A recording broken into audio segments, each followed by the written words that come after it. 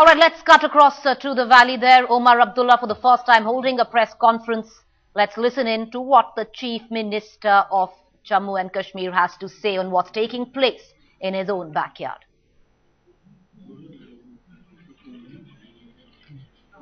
Well, it was yesterday only that their coalition partner Congress, Mr. Soz, had come out and said that for about a year and a half, the Congress has been trying to get the NC to empower the punches. That never happened. Let's listen in to what Omar has to say. मकसद जो है वो बिल्कुल साफ है। मैं शुरू में ही हाल ही में जो दो सरपंच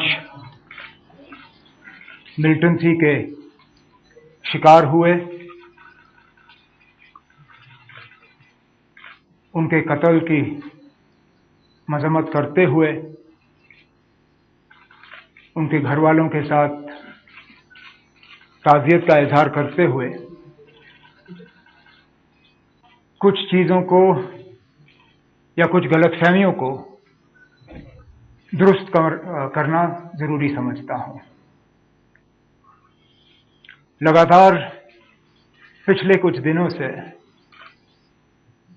न सिर्फ रियासत में बल्कि मुल्क भर में ये तासुर देने की कोशिश की गई है कि यहां पे बवाल मच गया है।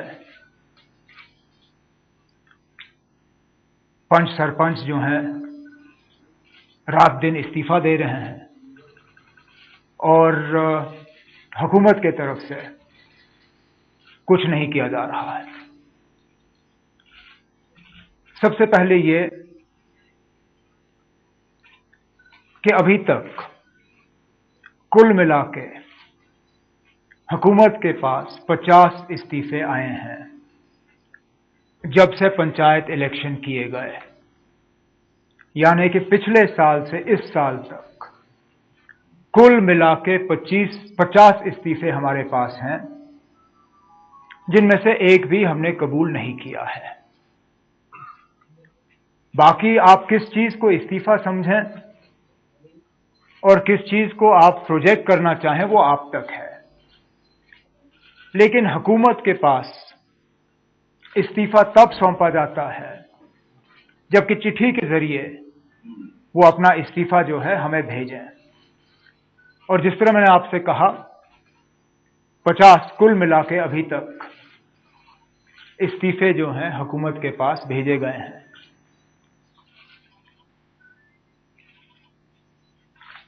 हमारी कोशिश रही है